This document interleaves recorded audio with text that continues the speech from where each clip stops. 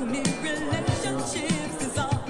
Now I suppose they can help themselves, so I propose to surround myself with love and humanity, and with the real people. I want to live my life with some real people. Yeah, yeah. Real people. I'm doggone gonna be with some real people.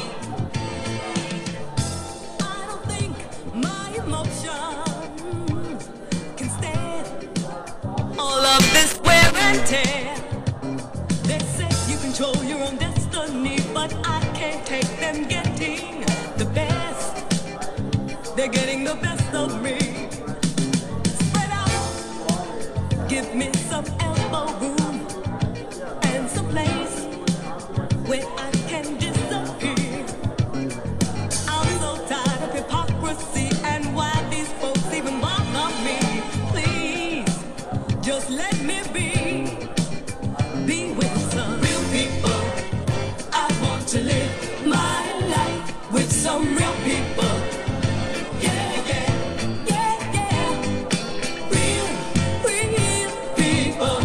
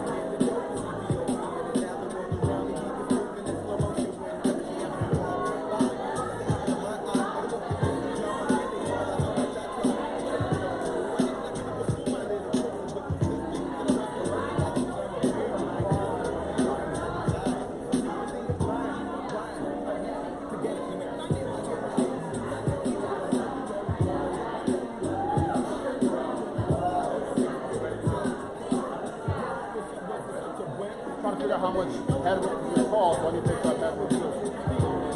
How far do you see yourself coming? Slowly.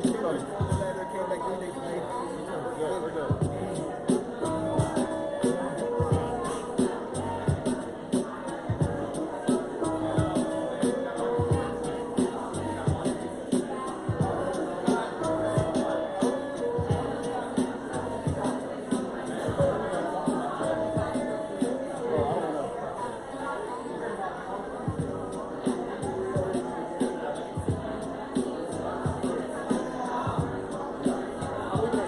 That way.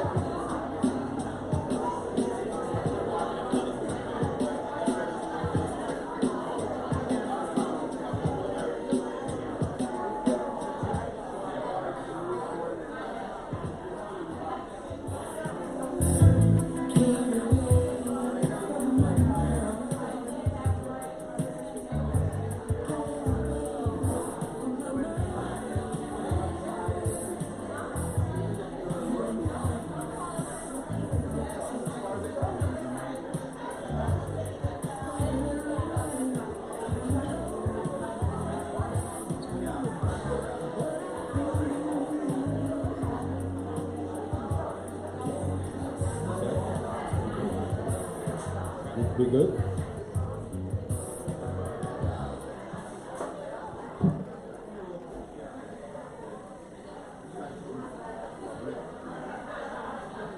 Good evening. Good evening. Wow, thank you. Well, shoot, let me try that again. Good evening. Thank you. Well, my name is James Joyce, and I am the visionary behind this thing called Coffee with the Black Guy. Thank you all for coming out.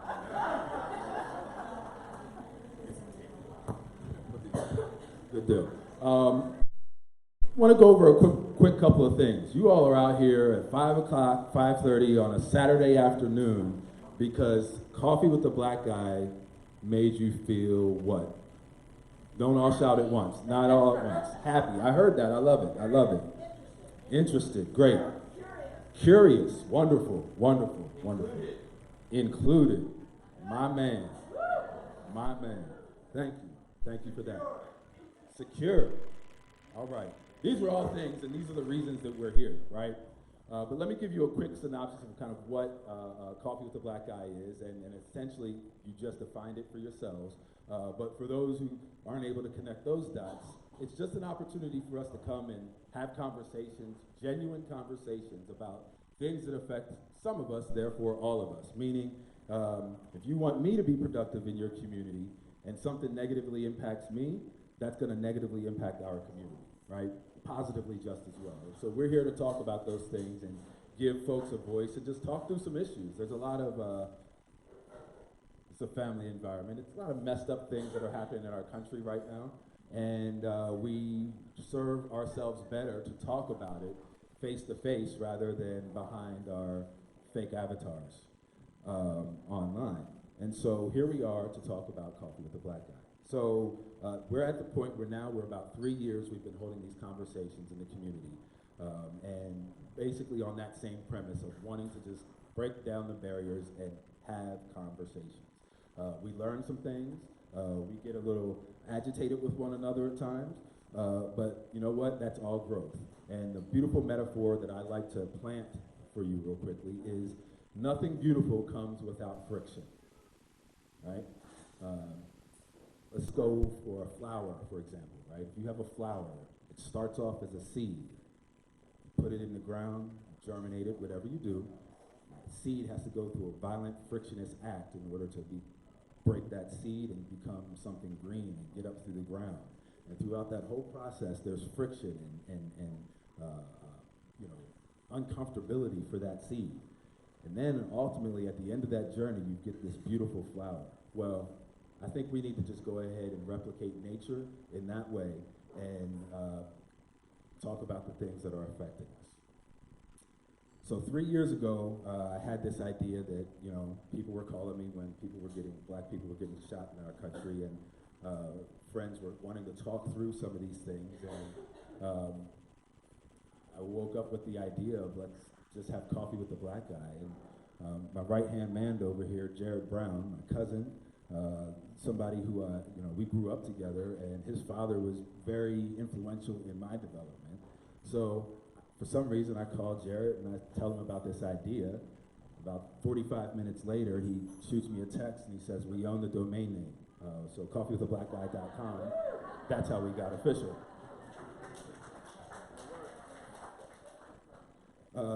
Now, if you're hearing the language I'm using, there's a whole lot of we, because I don't do this alone, right?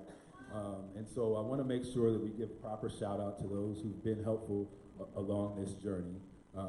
In addition to Jared, we want to give a quick shout out to our musical providers here today, Comfort Food.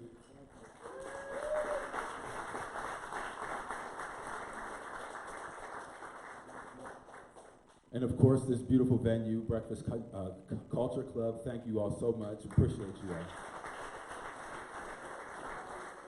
If this is your first time here, don't let it be your last. It's a cool little spot. SBCC Foundation, thank you for your sponsorship and support of this event. The Fund for Santa Barbara, the Santa Barbara Independent, LinkedIn's Black Inclusion Group. Don't see their representative here right now, but they should have somebody coming soon. Third Window Brewing with 2 kegs over there. Todd, raise your hand in the back. So if you see Todd Caps right there, that's if you notice, I've got a couple right hands. That's my other right hand, man. Back there, after we get done our conversations, we'll have the kegs tapped, and you can go and get some beer and wine. We've got some of that stuff for donation, and so the suggested donation for that is $5.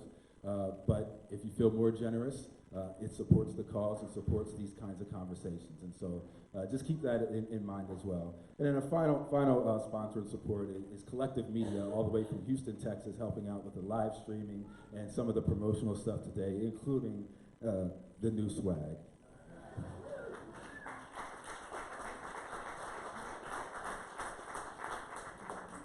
And finally, also with the beer and wine, we'll have some tacos later with Romani Edzer right outside. And so just some things to look forward to as we get uncomfortable. We've got some things to comfort you up a little bit afterwards. So keep that in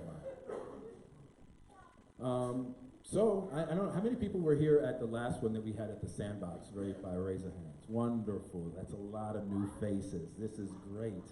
This is great. A lot of new faces. Well, you're new faces, but you're just picking up in the conversations. It's a continuation of the conversations that we've had going on in our community. And so, you know, we know that there's things going on. I don't know, I asked the guys, what are we going to talk about today? And there's so many things that we could talk about. You know, When They See Us on Netflix, there's that. Yeah, there's endless things that we can talk about, but I'm not going to be the one that's going to decide that. We're going to go ahead and open up the questions to you. And so whatever you have brewing in your mind, some questions, some thoughts, this is a safe place. I don't want to say a safe space because that connotation has kind of been bastardized a little bit, but this is a place where we can get uncomfortable, right? Let's not hold judgment of one another. We have a few rules that we like to try to abide by, being respectful, being genuine, you know, making sure that you're being willing to listen, and make sure that you're heard, right?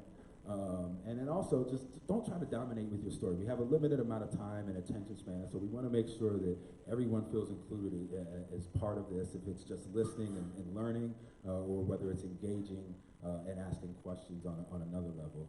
And then finally, it doesn't end here. It doesn't start here, it doesn't end here. I think the most beautiful thing from the last one that we had in February was the conversations that happen, that continue to happen afterwards, the relationships that continue to be forged. And so kind of engage with that in mind, that this is a community building effort without thinking of it as a community building effort. So I guess with that, where's the questions? Anybody have a question? And I think we have one mic today, so what I'll do is I'll repeat or summarize your question as I hear that, unless there's some folks that would like to come up and share at that point. But just curious, what are some thoughts out there about things that have been happening in our community, not just necessarily our community of Santa Barbara, but our global community as it pertains to race, diversity, inclusion, issues of perspective?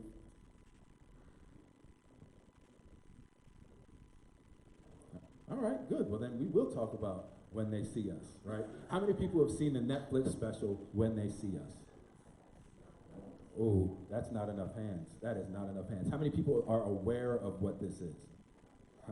That's better. For those who aren't aware, When They See Us is a docu-series that was done by Ava DuVernay, where it breaks down the story of the Central Park Five. All the details I can't get. What was it, 1989 in New York. A woman was raped in Central Park, and 5 young black and brown boys were arrested and charged with this crime. Pardon?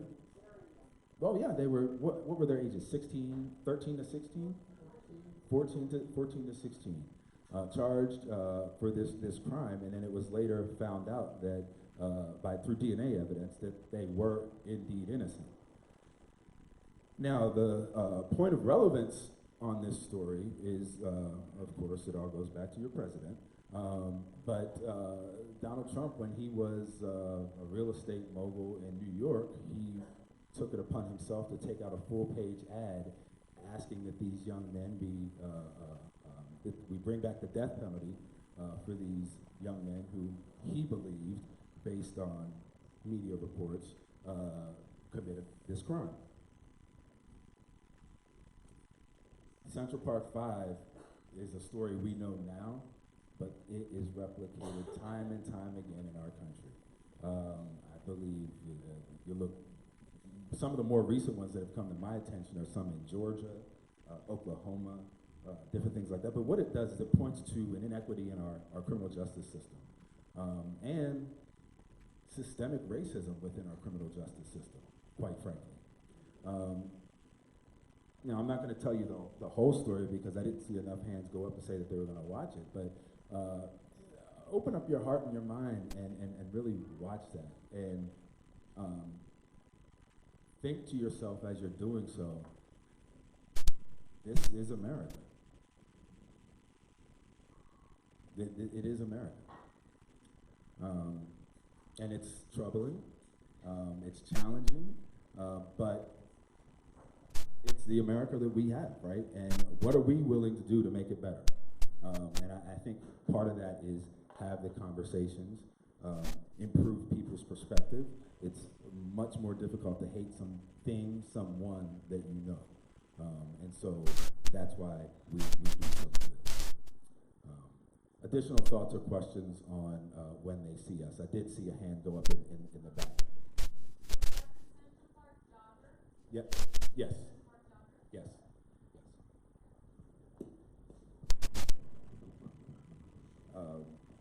There was another hand back there prior to that question? Yes, ma'am.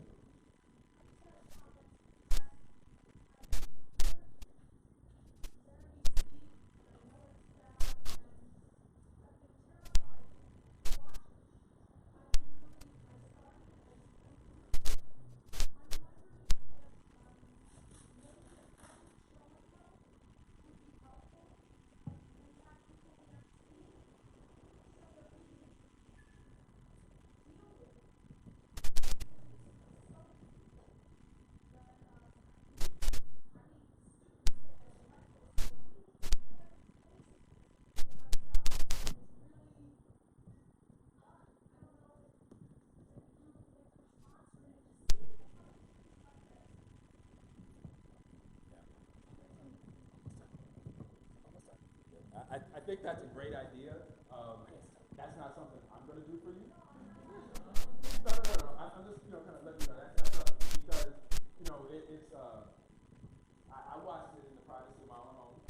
I broke down, cried, sobbed because that hits real close to home. And like a slither of a hair that easily could have been me or anyone else it looks like, right? And so I understand the trepidation of not wanting to engage that, and wanting to have a support system and deal with it in whatever manner works best for you. Do that, whatever it takes, just get there, right? And you heard what she said. This is a community, right? So she made a plea and a ask that this is what she wants, and there seems to be some consensus that that's what's needed. We are a community. There are resources here in this room that can make that happen. That's community building. That's developmental, right? That may not be my role, but there's a role here for someone. Yes, Judy.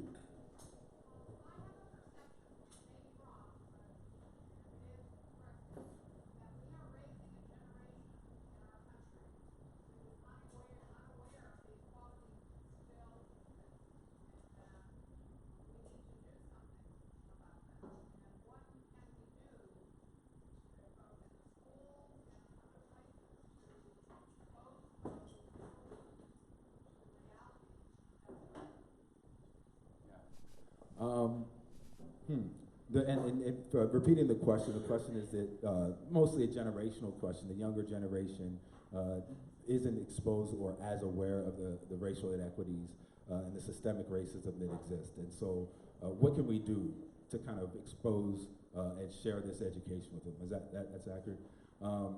I could answer that. I'm not of that younger generation, although sometimes I like to think so. I think they are aware, right? I think they're very acutely aware. They may express their understanding of this awareness a little differently than what we may be used to picking up, but you've got folks here in the room working with those generations, people in the room that are part of that generation. There's an awareness. I don't think there's any more of a lack of awareness now than there has been in previous generations. Right? When I was growing up, I didn't know about the Central Park Five. I was acutely aware of the environment that existed in. I was aware when my mom was like, you're judged by the company you keep. Like, the things that she was saying when watching the docuseries, I can see the connection to how I was raised with what was going on outside of my globe, right? And so I think that still exists. The difference is, of course, technology and there's connectivity, but I don't think there's an excuse for not knowing or not being aware. Would I be as bold as say willful ignorance, maybe? I think there may be some exercising of willful ignorance, but I don't know, I'm just talking through it. Somebody else has some thoughts on that from a different generation? In our community here that's so white, it's hard to have interchange like we're getting with you. And so maybe some children aren't exposed to it, but I think we do see it with the Hispanic population. Yeah.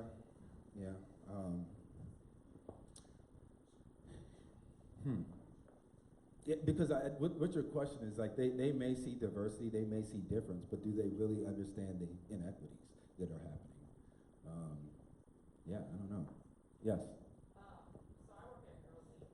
So I work with people, and they definitely understand diversity and inequalities. The problem is that the people that are doing the work and listening to them aren't people in power. So it's not much we can do.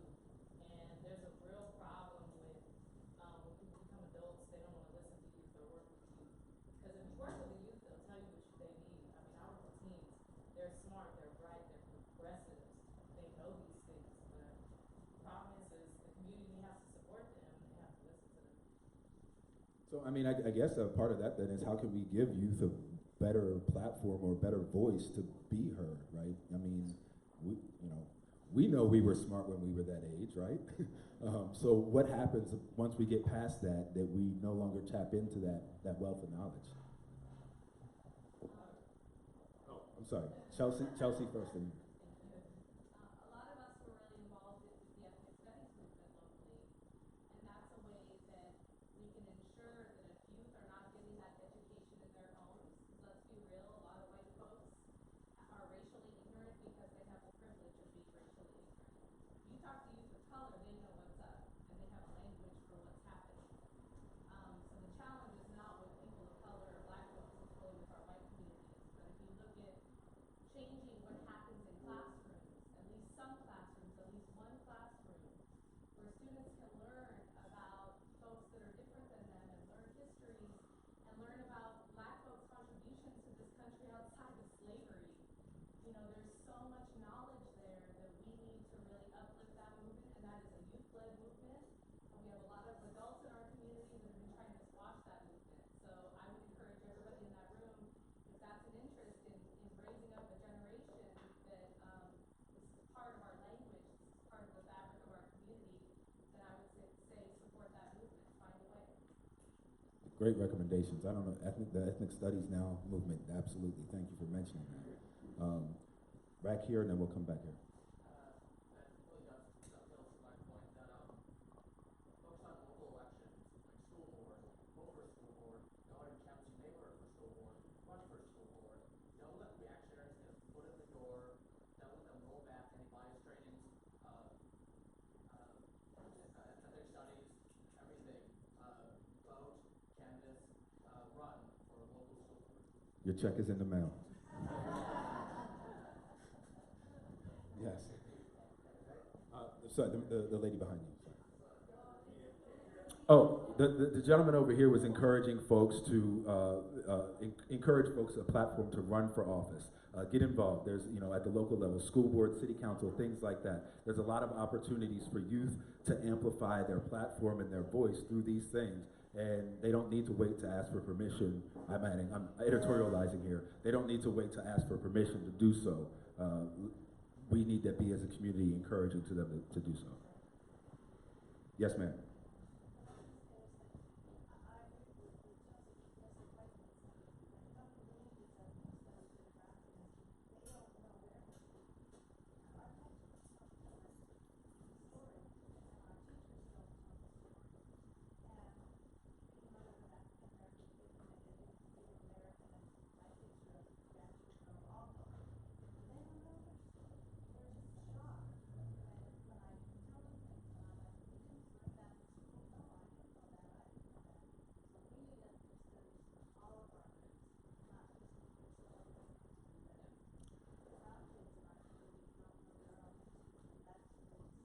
So the statement was that we all need to learn our history, both brown and black kids as well as the white kids, and I absolutely agree with that statement.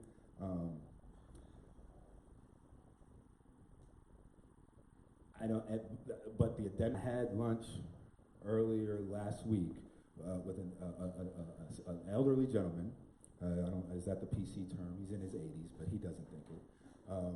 And we were just talking through some issues. And in doing that, I shared something with him about, something I recently learned about, Memorial Day. We all celebrate Memorial Day, but not understanding, okay, so how did these things happen? Like, how did these things, develop into traditions in our country?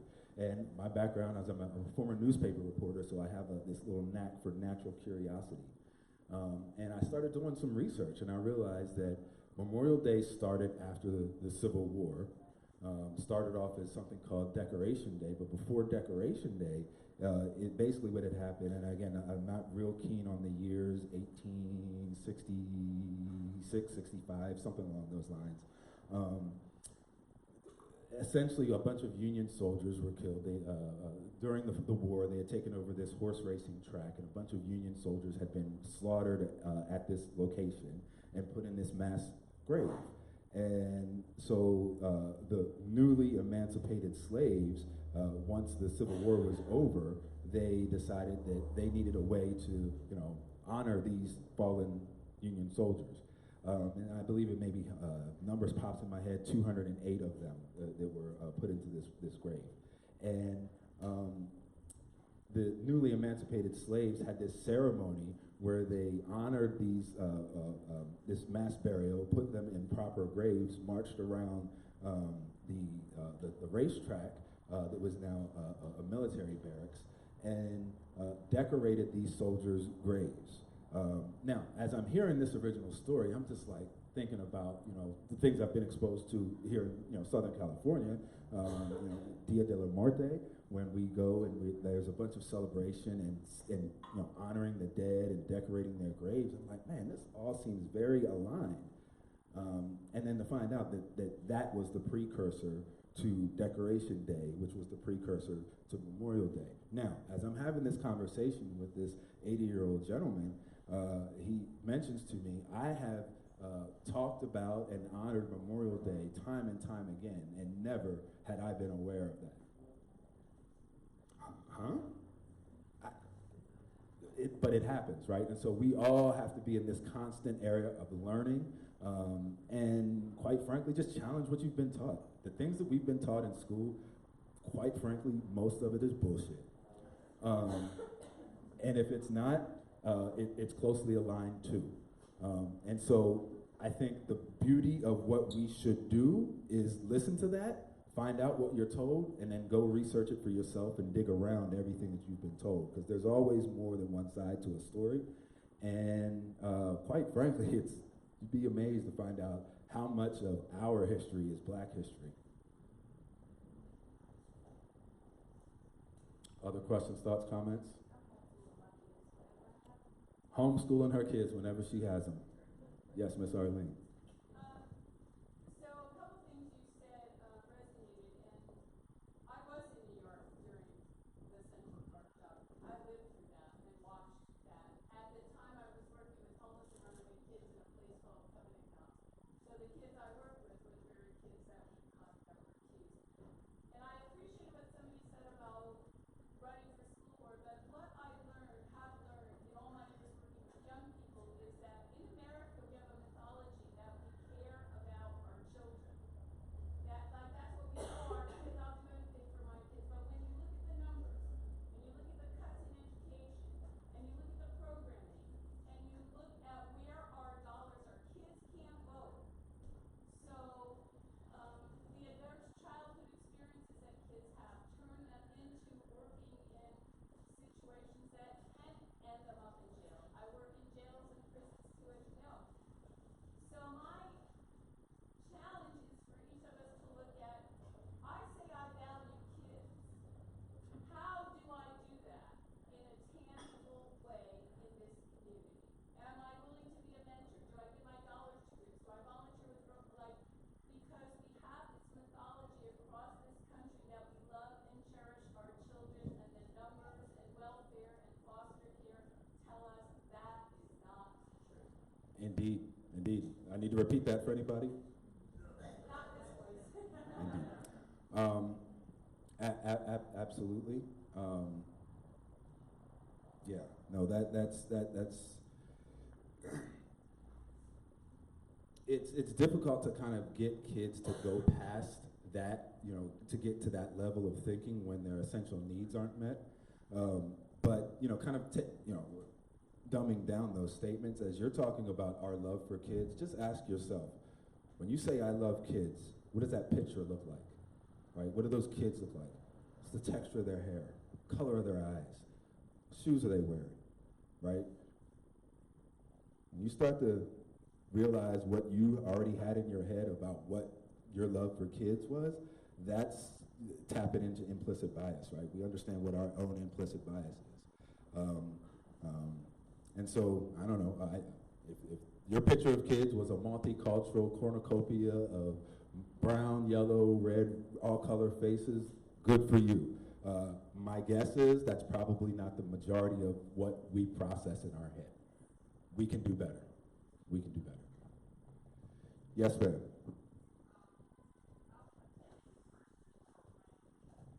She attended the first program.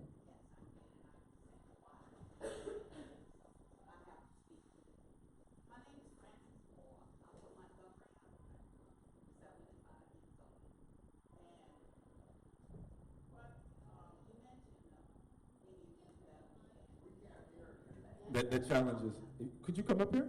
Yeah, come on up. Make room for the sister. She had started with, her name is Frances Moore. She's 75 years old, and I'll let her take it from here. Okay. When I lived in Oxnard, California, about, I would say 10, 15 years ago, I aligned myself with a faith group called the Baha'is. And I was a 12-step program. I had been working a 12-step program, maybe 20 years at that particular time. But I knew deep within me, having been born in Montgomery, a little town called Pine Flat, to be exact, a little city called Pine Flat, Alabama, I knew I was in pain. And so we formed a support group based on the 12 steps, and the emphasis was on healing my racial pain and frustration. So I was able to cry and just get rid of much pain that was buried from years of living in the Southern way. So it's called the 12-step unity 12-step unity workshop. And I still have all that information sitting on my desk, collecting dust, and I would like to share it with the community to start a 12-step unity program and focus on healing ourselves of racism. And another thing I do is I'm involved in a program called Ring Shop. Some of you may have heard about Ring Shop, a tradition that started during slavery. They use a call and response type of singing, a cappella style, clapping, stomping, and beating on a wooden box to make rhythm. This is what the slave did years ago to heal themselves. And we do this today. And not many people pay much attention because, like he was saying, our history has been suppressed. And I'm here to tell you, if the slaves used Ring Shop to heal themselves, way back then, we can use the same thing to heal ourselves today. It's called Ring Shop. And there are 3 groups in Georgia that is keeping this tradition alive. There are 2 groups in New York, and we're the only one on the West Coast that's keeping Ring Shop alive. So you can check in with me if you want to get involved with any one of those ideas I just mentioned. Thank you. So hopefully I make myself clear. No, very clear. Thank you. Hold on, sister. Hold on, because if anybody who's met with me, they know I tend to make connections and things. Personally, I'm going to take some liberties. I think that something like that should be connected to the Umoja program at SBCC because it seems to fall under similar things. And so I want to make sure that you connect with the folks over at SBCC and others that can kind of bloom that idea out a little bit more. Okay. I have connected with SBCC in community program, and we have something special coming up for Dr. King's celebration. I need to get on your mailing list. That's right. All right. Well, then it's already happening. All right. It makes me look even smarter.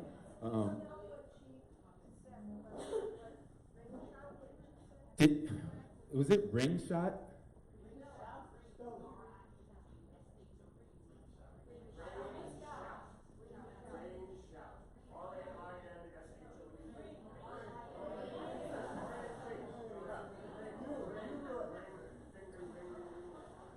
Ring Shot. Thank you, David. Ring Shot. What is it? Ring Shot? Oh, Ring Shout. RINGSHOUT.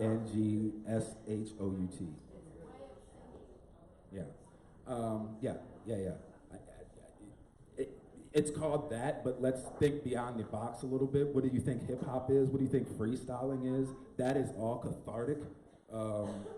I know. And so, I mean, that's very true what she's saying about looking and tapping into kind of the indigenous things that we do, the things that we naturally do that at the time they were kind of bastardized as well. These are the things that we do to heal, and now it's called hip hop culture. Yes, sir. I grew up in Germany. I have a question just general community. So I grew up there and was never really afraid of the police because it was really uniform at that point, and all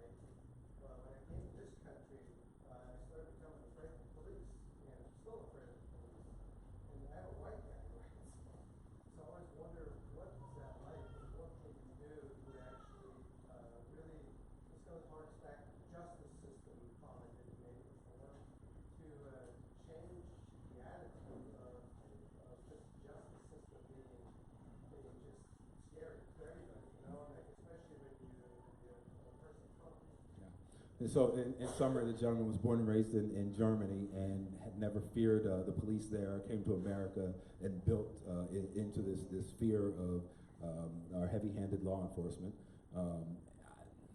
You know, okay, so you all know that, you know, I do work for Senator Jackson, so my mind tends to sometimes work on the policy front. We need to hold police departments more accountable, quite frankly.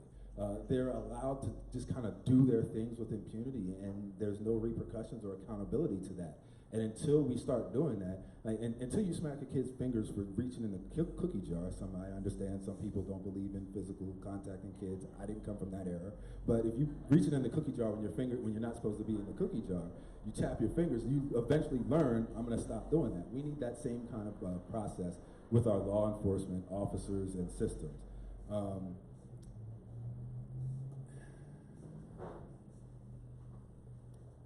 Yeah, there's many things I can say about the law enforcement, but I think, you know, the one of the pertinent things that I kind of want to put out there on that right now is, you know, again, look at the history of law enforcement in our country.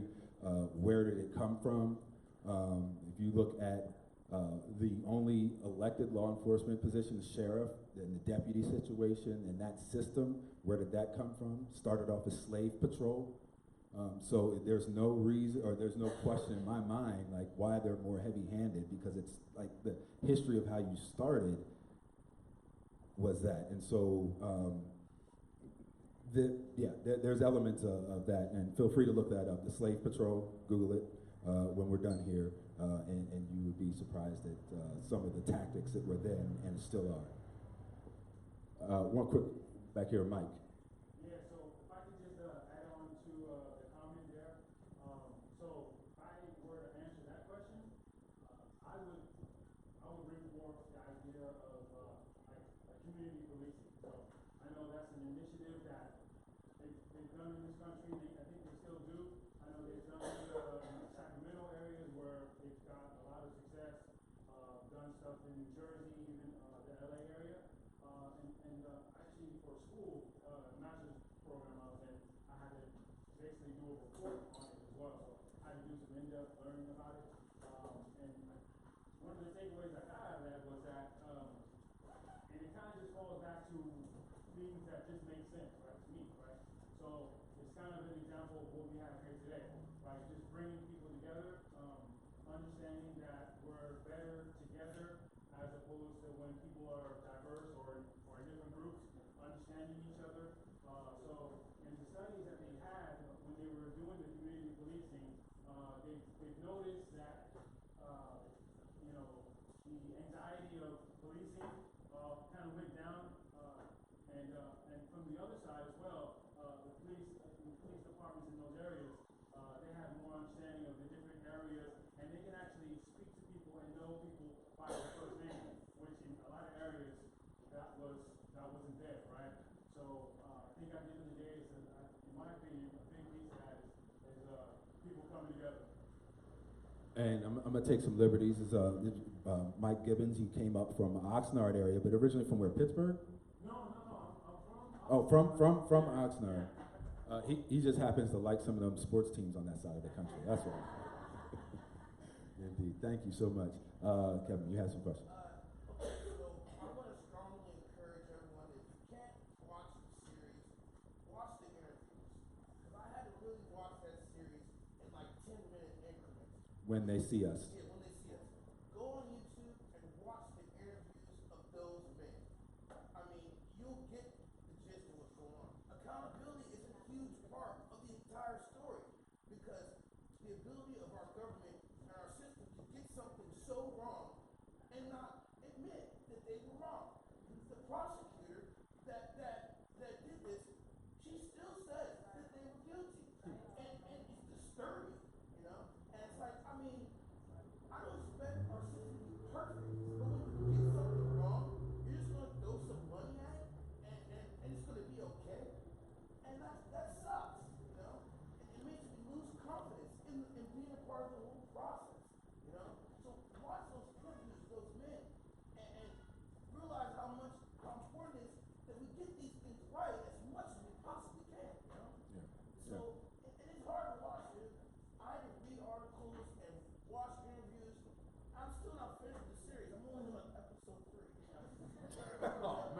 get to episode 4, brother, holla at me.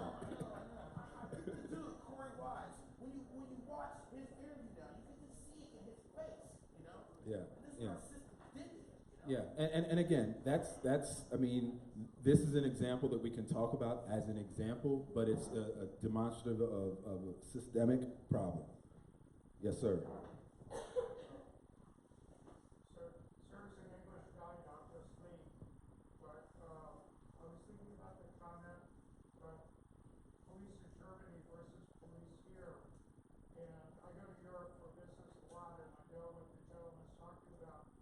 But in Germany, only 5% of the patrol officers are issued weapons, and that's in special circumstances because only 2% of the German population are authorized to carry weapons. In the United States, when the police go out, even in a city like this, they're going out with bulletproof vests under their jackets. They're carrying guns because, as Lois pointed out for years in college, their training is to assume that when they get an emergency call, it's 50-50 that the person they're responding to will be carrying the gun. And that kind of situation is almost incomprehensible in Europe. Yeah, and so what Lee was talking about is basically, as the gentleman back here was talking about the difference in policing between Germany and America, also laying the context on that the difference is also in gun ownership in those countries, right? And the proliferation of guns. And that is a very sophisticated topic to unpack, right? And we understand what, the folks that, they hold on to their guns very tightly, and, they talk about the Second Amendment and how their Second Amendment rights and this, that, and the other. And I get that and I understand that. I've shot guns. Guns are fun. I've rode roller coasters. Roller coasters are fun. I don't see a roller coaster in everybody's backyard. I don't think everybody needs to have a gun. And so if we start to think about things a little bit more logically, I think that could happen. And you're like, well, how are you going to think about the Constitution logically, James? Well, the way I think about it is when that Constitution was written and the folks who said Second Amendment rights, this, that, and the other, at that time, I was not a person. So quite frankly, I'm only going to put so much credit on that piece of paper and the stuff that happened there because I understand the mentality of the people and the country that we were living in or we were not living in at the time that happened. And so if slavery was legal, it was, the fact that I was considered 3/5 of a person was a compromise. They didn't want to consider me a person, right? So these are some things that I think we also need to have in context when we're talking about these historical issues. Yes, sir. Yeah, no, you.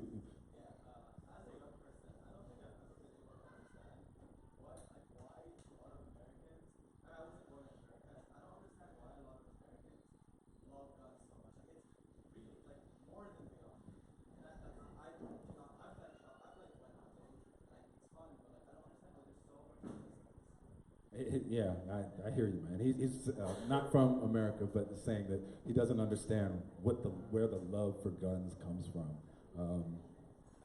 Yeah, I don't have an answer to that. I've heard that many times from people from other countries. It's like, what is this thing? There's a thing. But I think Guy Walker might have an answer to that.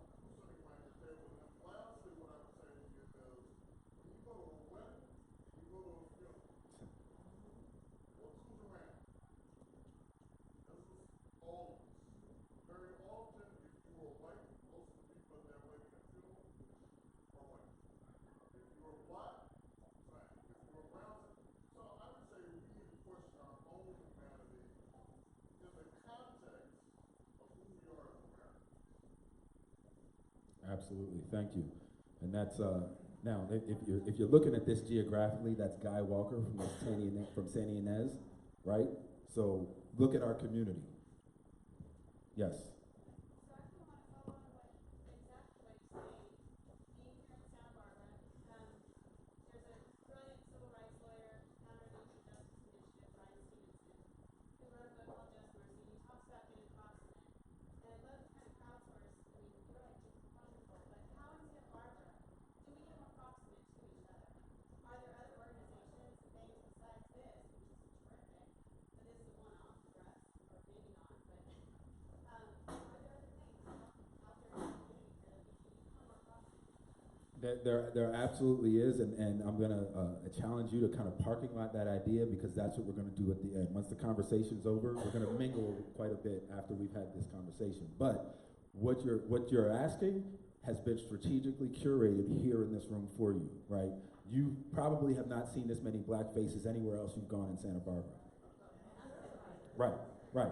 So this has been specifically curated for that. So all the folks that you need to make that happen are here. You just got to make those connections. And that's not just to her, that's everyone here. I've got several of my brothers here they can go deeper on these issues than I ever could, right? And so they're here for that. We're here for that. So thank you. Yes.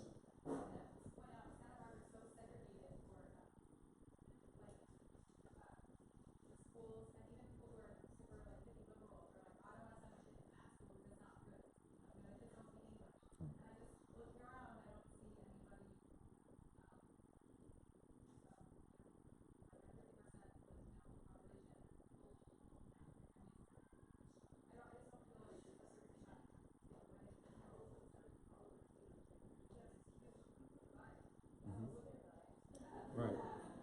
No, and I think what she was pointing out is kind of, this room is not reflective of Santa Barbara. And again, as I just mentioned, that is specifically designed and curated for this experience. The invitations, the outreaches there's been ads in the Independent for 2 weeks, but just think about how did you come to get here? And what is it that brought you here? Now, we could be and say, oh, we need more in this room, but how many of us are going to go out and then bring them in the next time? And so that's the challenge for that. Councilwoman.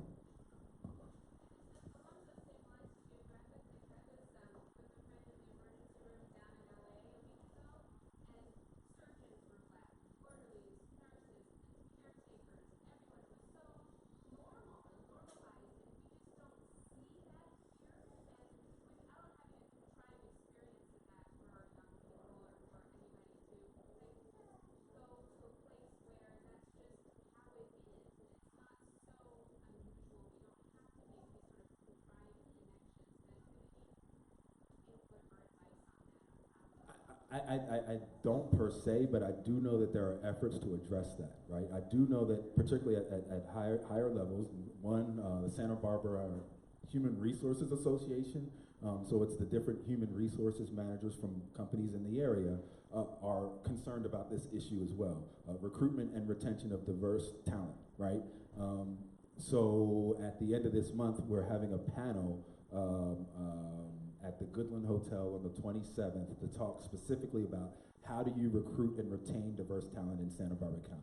Now, is that going to solve it? No, but these steps are happening, right? And so what you just pointed out about seeing an area, going down to an LA and seeing, black faces doing a litany of jobs in a hospital or elsewhere, having that be the norm, we have to work towards that, right? We can't just expect for one day black folks to show up here and be like, all right, we're here, without a culture that's accepting. Yes. I just want to remind folks so that y'all can add to the conversation. So I'm a Santa Barbara native. My great-great-great-grandmother's from Santa Barbara. Be mindful that a lot of black people used to live here. Like the whole east side is black. Yes. My grandparents, we are from Santa Barbara, so we have to keep in mind that they were pushed out. And there was black businesses all up and down Milpitas. I grew up in the first black church, Baptist church is here. That is now closed because it was taken by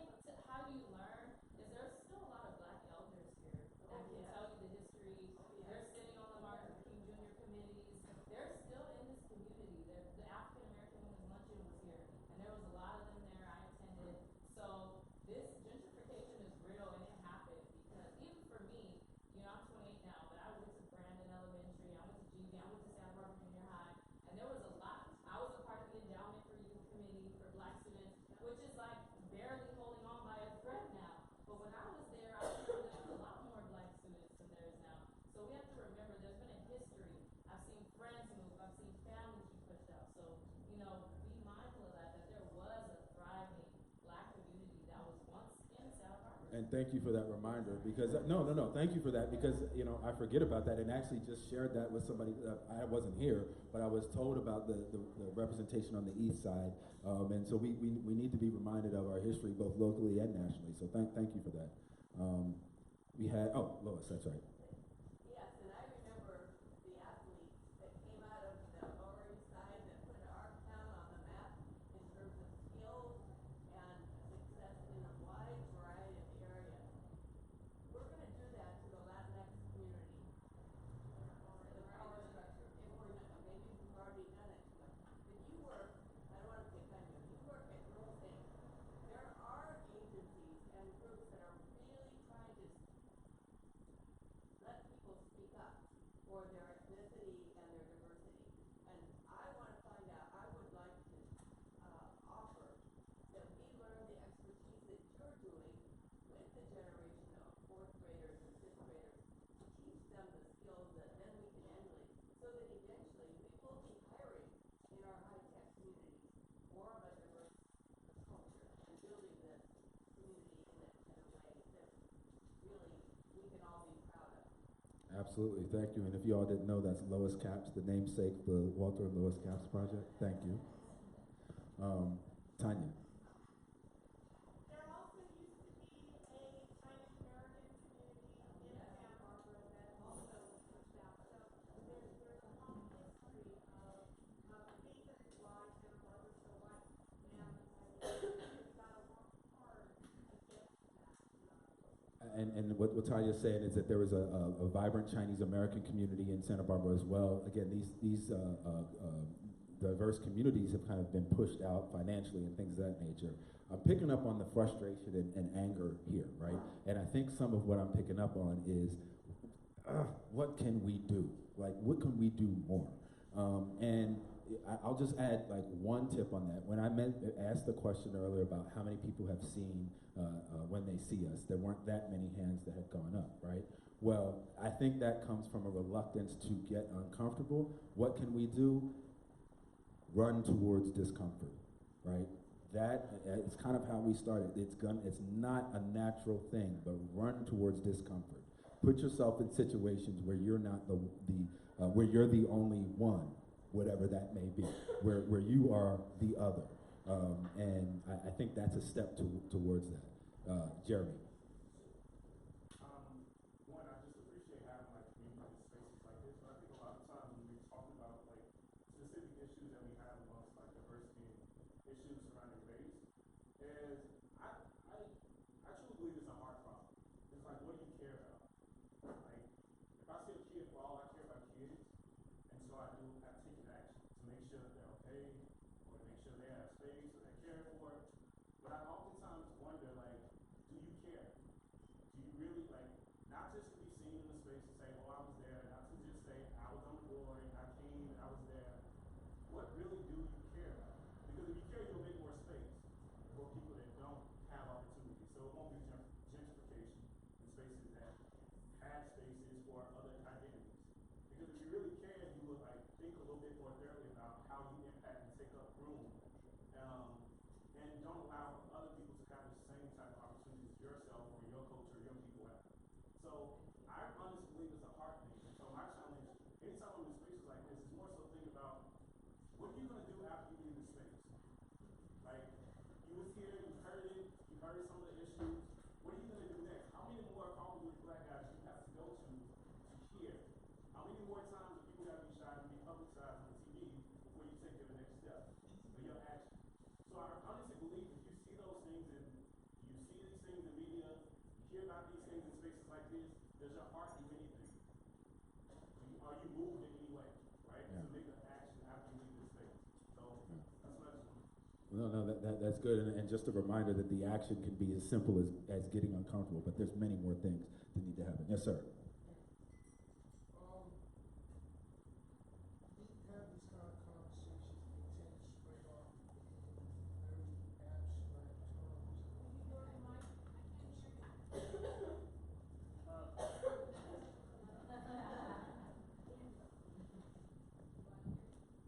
Thank you. There's a tendency to talk about these issues in very sort of abstract terms without a whole lot of tactile, tangible things to grasp onto in order to move forward. I specifically want to talk about the concept of weaponized economics with regard to that being a tool used to discriminate. As you can see, I'm from New York, specifically Brooklyn, New York. DK in the house, huh? Okay, that was not a Brooklyn in the house moment, but thank you anyway. And I know I've seen firsthand weaponized economics displace entire communities wholesale. I am a victim of that. Well, I'm here because I'm married, and my lovely wife is sitting here, and I'm living with her now, but one of the key things that prompted me into the situation that I'm in right now is weaponized economics. Define that for the room. Well, increased rents. One of the things that's constantly being discussed in Santa Barbara that I've observed is the housing crisis. Think about how a housing crisis impacts those who are economically disadvantaged, and all the investments that are steered specifically towards those who are economically advantaged, and who gets to take advantage of those particular situations. That's where a great deal of a lot of the undergirding of the discrimination and the distance between peoples, at least in my direct firsthand experience, tends to stem from. Yeah, no. You hit on a great point, and there's something that I stumbled upon when a question a few months back that came up about housing and how we, where we live. When I grew up, I'm a child of the 80s. There was this intentional effort to what was it called? Mixed communities. I don't remember the specific term. I'm not a civil engineer or anything like that, but it was mixed income. What is it? Not mixed use. It was people from mixed income. So in my neighborhood, we had people from a variety of backgrounds, financial backgrounds. There was an intentional effort to put us in the same community. I've noticed that is no longer the case, right? So now we're more in a situation where we live with the people who we can afford to live with, right? And I understand that, but I think that's also been the detriment in exactly what he's talking about as far as weaponized economics, right? When we take away from an intentional effort to say, look, I'm the cleaner of the company, but I live a couple doors down from the person who owns the company. The person who owns the company is going to treat me a little bit different because I'm in their neighborhood. The same thing can be said with law enforcement, right? Law enforcement is going to treat you a little bit differently if they're your neighbor. So this is the whole idea of, right, creating community, getting to know people that are in your that are outside of your sphere but in your community, and so that's part of that goal. So thank you for that.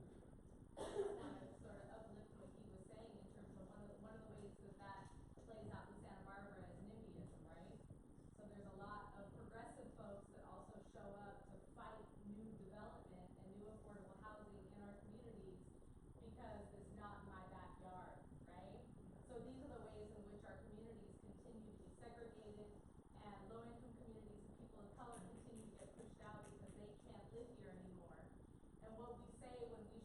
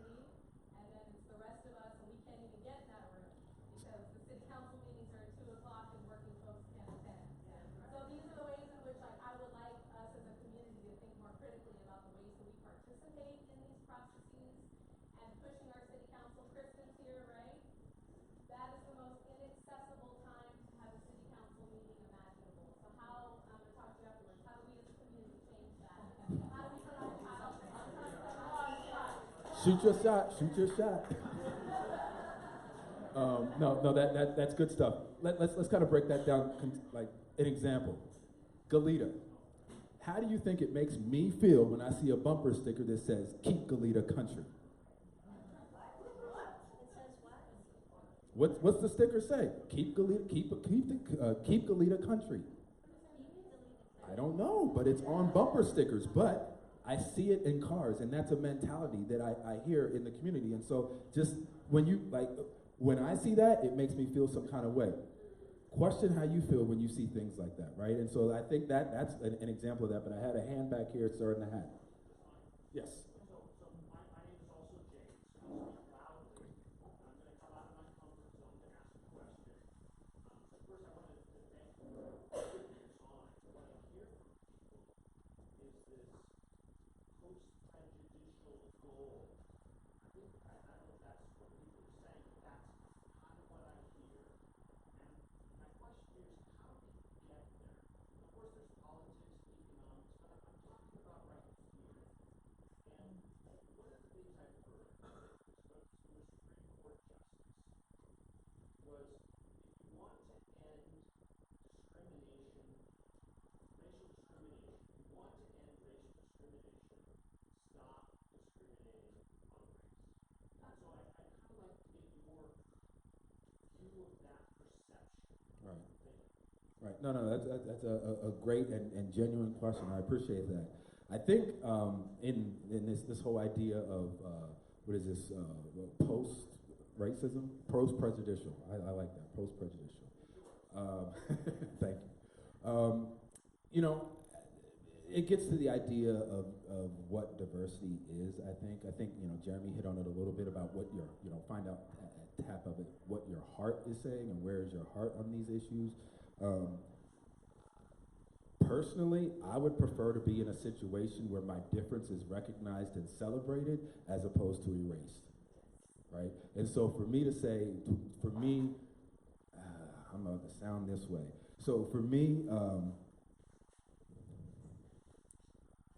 I don't feel like I need to be equal with my captor because I was never supposed to be captured, right? And so I don't want equality. I just want you to understand and recognize me for who I am. And me being representative of whatever you may see or perceive that to be. But if maybe I'm not articulating this right, but I feel like the experience of the shared experience of being black in this community, there's value in that, right? And I understand the value in that. That's kind of why we're here, right? But there's other value that needs to be recognized and actualized as well. An example that I've used is the whole idea of code switching. Some people speak multiple languages. Those are skills. If you speak more than one language, that's a skill. Why can't we see that, right? To be able to navigate, to be able to navigate different cultural spaces. If I can go sit down and have a conversation and bond with the CEO and then go with the cleaning staff and also have a similar bond, like that's what we're looking for and understanding and recognizing difference and seeing that. Now, how do we get there? I don't have a roadmap, but I think we're on the lily pad at least towards the right way. Yes, sir. Got it. I feel compelled to make the distinction between I don't need any particular person to like me or include me socially. I think you got to make a distinction between our system, right? So if you're discriminating against, if we're discriminating against people because of their color or their class or their ability, so we have a system that does that. That's a problem. If you don't like me just because you don't like me because I'm black or because you just don't like me, that's between you and your God and whatever. And I think it would be great if your beliefs, your religion, your faith brought you to a place where we like each other because we're fellow humans. But I think to your point, my issue is not so much whether that person likes me or that person, if I own a business, I'm going to be able to, I do own a business, I'm going to make some decisions about who I am. But I think you have to have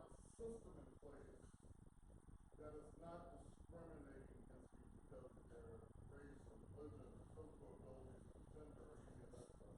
And so, as we're fighting this, like, we can fight it on both roads, but they're different roads. Thank you. Yes, ma'am, you had your... I have a suggestion, about, you were talking about the city council meeting. You were. Oh, sorry. That, I can't talk on my phone. That there are several of us here who are probably retired. I am. And I, would be happy to go work and fight for these things if I know about them. And I think that if we could talk more here, that we could share the issues, and the people that are available can do some of the work that you can't do because you're working. I mean, I don't know, would it hurt to... my brother's gonna look at me crazy on this one. Would it hurt to start like a group me like for Santa Barbara so you all know what's going on in the neighborhood? I don't know. What her concern was, and to repeat what the concern was that how do you know, like, to be able to get involved in some of the tenants' right issues and whatnot, they wouldn't mind doing that if they were educated on the issues and knew that these things were coming up. I think we have a solution.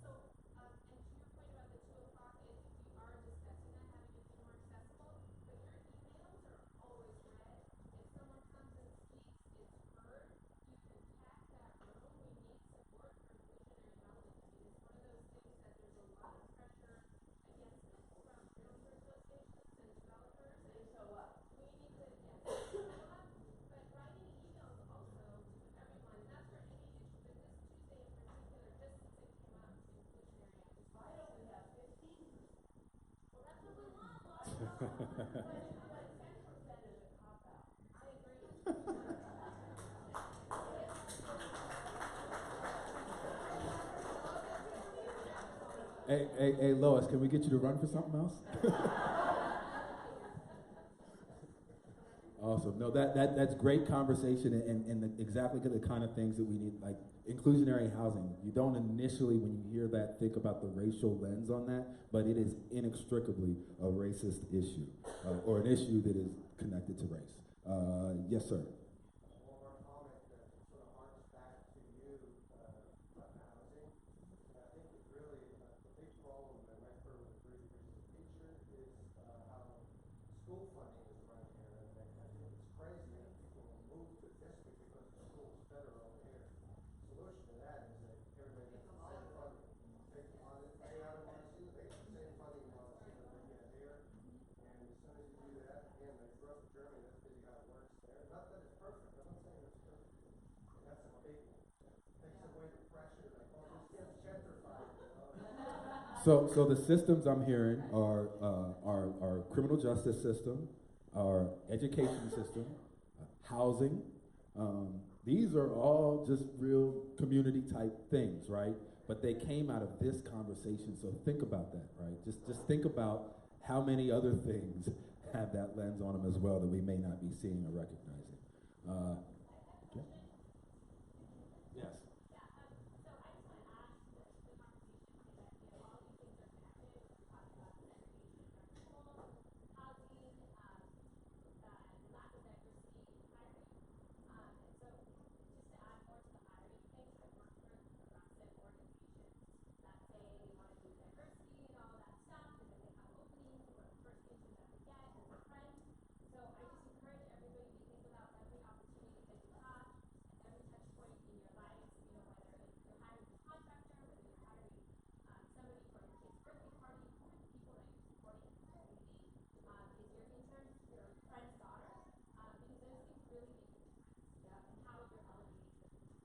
Great, thank you, wonderful.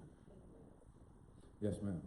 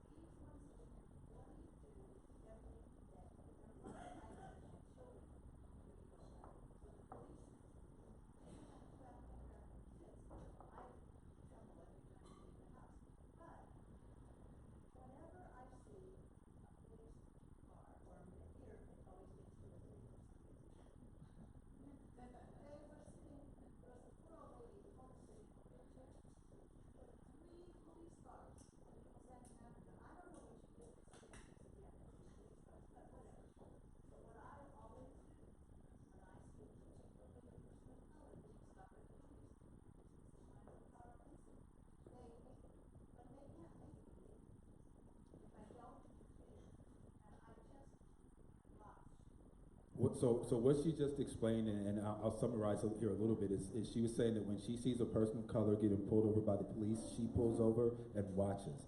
That's what you call an ally, right? Like, we need alliances like that and folks to step up to make sure that they, like, you say you're a fighter for social justice, but what are you doing? Are you posting hashtags?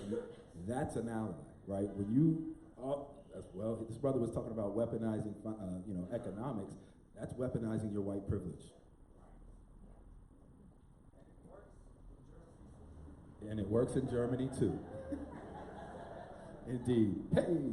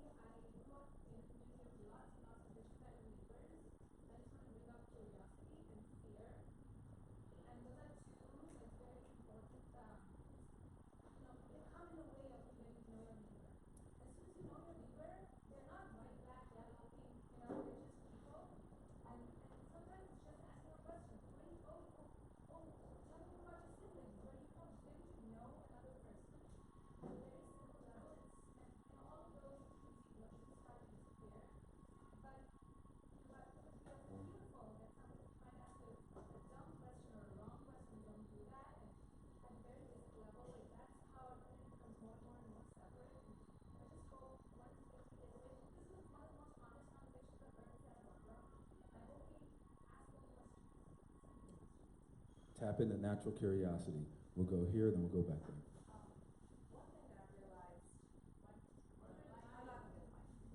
One thing she realized.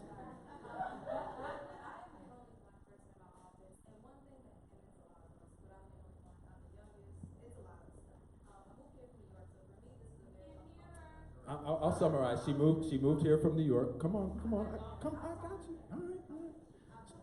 So I moved here from New York, so this is a very uncomfortable setting for me, period. But I still try to do it because it's important. But one thing I realized, the very first thing that when someone already met with me in my office, I'm in law enforcement, so I'm hearing all these law enforcement jabs. I'm just taking it. It's okay.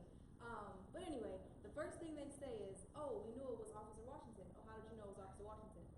And the first thing they said is because it's the black woman, or it's the black this, or it's the black that. Stop doing that.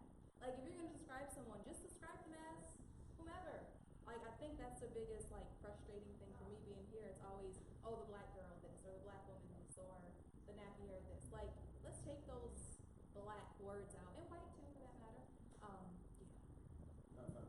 I appreciate what you're saying, and kind of what that brings up is kind of the paradox between being hyper visible and being invisible, right?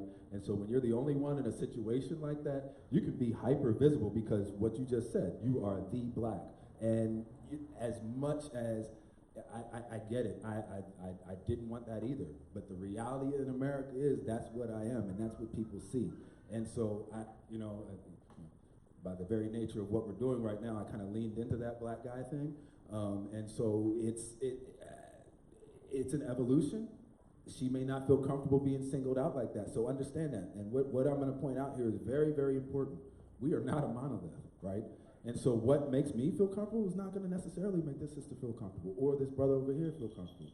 But we're not going to know if we don't talk. That's what we got to do. We got to talk to one another. I think we had our brother over here. Of course, he's going to come get the microphone. I just don't want to project too hard. All right. Thank you, James. My name is Elroy Pinks, alumni of UC Santa Barbara. I live in Ventura County right now, but I still love Santa Barbara. Love this guy here. That's why I'm here today. But I've been listening to what everyone says, and there's a concept that I apply to society. And certain societies and people think one way and other people think another. And one is a deficit model and one is an abundance model. Santa Barbara, a lot of times we look at it as the boundaries of the county or the city, and we think of it in a limited sense.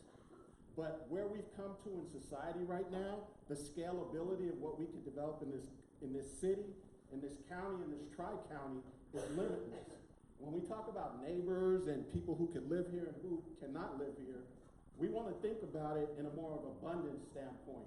Everyone who moves in here, if they move in and they're low income and they move into an apartment, we need to think about they're a person that just moved into Santa Barbara, and the wealth and the history of Santa Barbara is now bestowed on that person. And we need to, instead of bringing pies or a hello, figure out what resources that family needs to scale up as quickly as possible to become a full citizen and right of Santa Barbara. And that will spread from Santa Barbara City to Santa Barbara County to the Tri-County and beyond. We have to stop thinking in limited ways. It creates fear, and it's from a sense of limited resources, and there's no such thing. We have to stop thinking about getting a piece of the pie and think about starting to build pie factories. Everyone can eat pie when we build pie factories. You don't have nothing else you want to say, Elroy? Hey, now, and I say that because, iron sharpens iron. And a lot of the folks you've heard speak up tonight are the folks who I communicate with on a fairly regular basis about these issues and more. And so, again, being an example, that's something that you can do as well.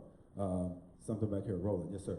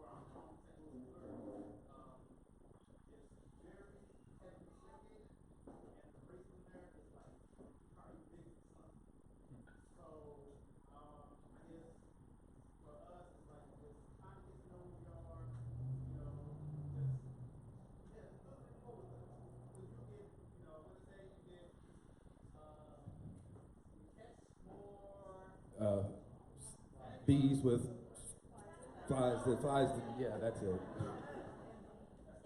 Indeed, wonderful. Yeah, and that, I mean, it's the whole thing of being in contact. Be in contact with people who are different from you in a meaningful way, right? Not just a window dress, not just to check a box, but in a meaningful way, be in contact with folks.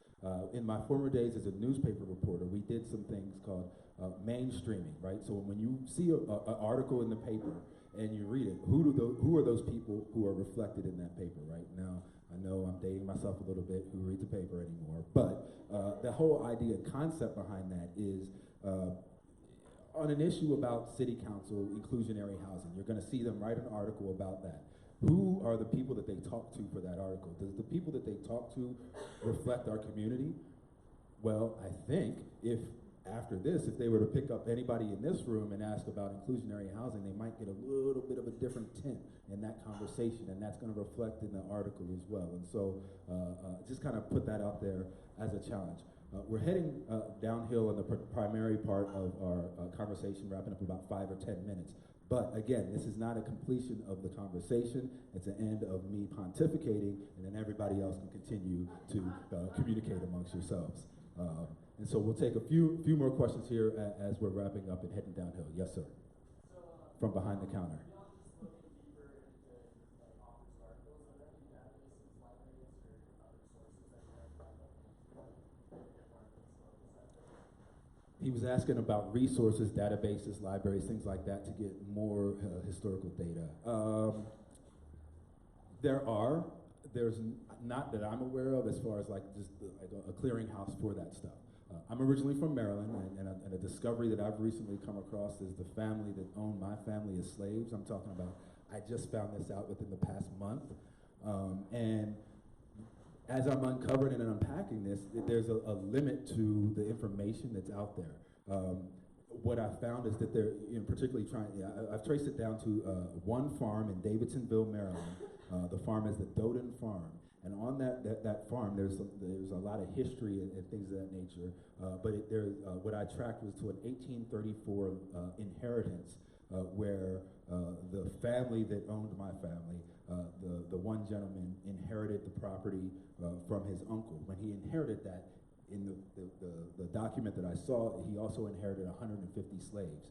Now, I had to go find a database. There's a Maryland historical slave archive or something like that I'm going through to try to see if one of my ancestors was Bob 16 or Eric 35, because that's all the information there was, unless they ran away. But so just hearing that, there's not, you kind of have to dig, you kind of have to be industrious to get that stuff.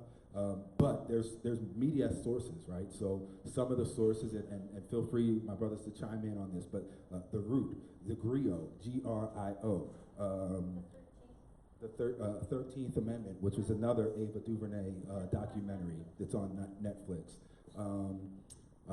about the 13th Amendment and how basically slavery is still in existence today. Check it out. There's a lot of things and outlets out there. There's something called the North Star that was just started by a gentleman by the name of Sean King. The North Star is basically, if you, what is it? Anyway, it's looking at information, news from an African American's perspective with the historical context. And so there are things out there, but you just kind of have to search for them. And look at who's on your social media feeds.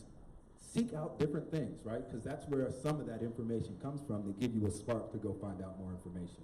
Yes? The Census Bureau. The Census Bureau. You'll see great history of the changing of people from being homeless, migration into the country, changing of categories of what people are called and everything. We can do that by a state and county basis to see what was happening in that particular area, including Santa Barbara. Yeah. No, that's a good question. I would also just say, like, read stuff written by folks of color, folks from those communities, because they tell their own stories. Yeah, that's good recommendation. Yes, sir. When I moved here from Toronto, Canada, in 2012, I desperately missed our Afro-Caribbean community. And I was living at Victoria and Olive, and I went down the street to a Black Baptist church. And I was the only white person there, recognized that it was the best spiritual music in town. And I went back the following week, and the minister from the pulpit said, David's back. And people applauded. And so I just suggested it's a really great place to go to meet new friends. I don't think I've had an experience like that in the reverse situation. But, you know, all that means is we've got progress to make and I've got a goal to have. Yes. Can I just share something with you guys? I have felt reverse discrimination because my family is Puerto Rican and Cuban, and I'm white. And I have been in places where people ask me, I speak to them in Spanish, and they look at me and they say, and why do you speak Spanish? And I'm like, what kind of question is that? You know, why shouldn't I speak Spanish? So I think that, you know, as somebody who is, you know, from a Caribbean background, we feel very drowned out. I love my Mexican brothers and sisters, but we just like, we feel like, wow, you know, we don't really feel part of the Hispanic community. And on any given day, I can act like I'm not Hispanic. Right. But I choose to identify with Hispanic because I look at my dad and he's brown. I mean, how can I say that I'm not Hispanic? Yeah. And you know, that's a complex issue that spans across races, and it's called colorism. That happens within the black culture about dark skin, light skin, and the treatment and difference of you know, discrimination within your own race is probably the most detrimental and hurtful. But it happens and it is real. But understand where that manifests from, right? It's part of a system. It's part of enculturation. But still a detriment just the same. One more question before we close it out here and continue to bond as a community. A voice I haven't heard from yet. Yes. Okay. Oh, wow. I'm really nervous. I am both a young person and a Latinx person, and just like touching on the question from a long time ago about like young people being aware of inequalities. I think our young generation, these are my friends, they're still in high school, I'm in college. I think we are really aware. Like, technology can be used for like so many evil things, but it's so powerful, and like we like obtain so much information on a daily basis of like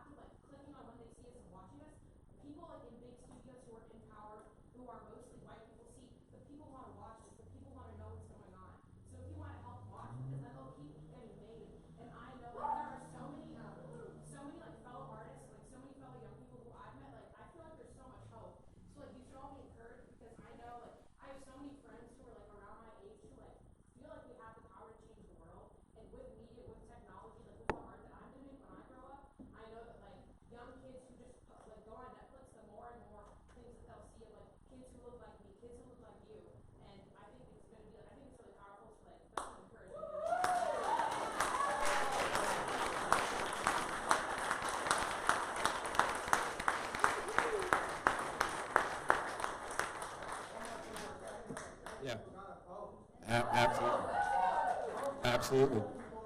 Well, understand, here goes the other hat. Understand that young people can vote and even register when they're 16. You can't vote until you're 18, but there is now a law in California, and the boss I work for is the one who created it and made it happen.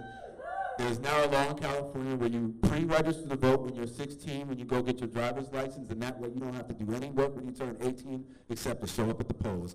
That's one policy step that's progressively moving us forward.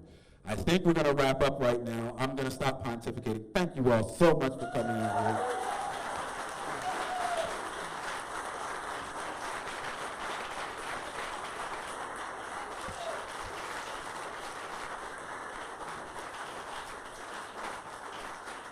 And understand that applause is a reflection of our community, because this evidently does not happen too often. We've got eyes on us. Santa Barbara community has eyes on us around the globe because of conversations that we're having. So don't lose faith. Like the sister said right here, the next generation coming up is hot and ready.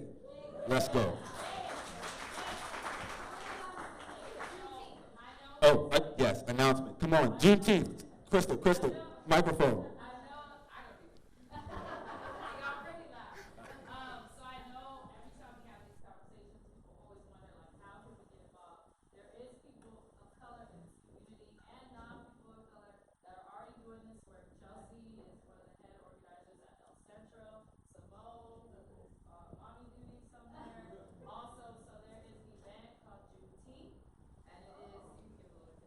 Does anybody know about Juneteenth? Let's hear it. Come on, somebody. Hey, look, you got a platform. You better utilize this.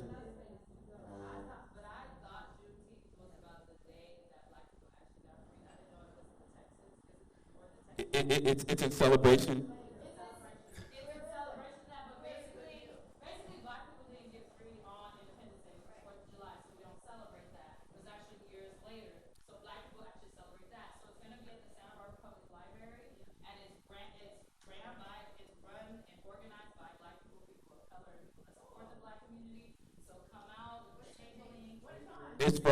It's June 19th, Wednesday, June 19th, from 4 to 8 p.m. out there in the plaza in front of the library. The reason I know, and I'm glad you reminded me, because I'm supposed to be there with the table and speaking. So yes, we will be there, and the black community will be out. So that's one opportunity to come engage. And if you don't know what Juneteenth is, get on Google, because it's worth knowing. Thank you so much. Again, we've got some tacos, we've got beer and wine for donations over there. I know, I mentioned donation, but please understand that things like this take effort and cost to put together. We're a nonprofit, so we rely on donations. And so please keep that in mind as you're engaging and enjoying. And you know what? Meet somebody new, shake their hand, get their phone number, go out for coffee. Let's do this. We're a community. Thank you.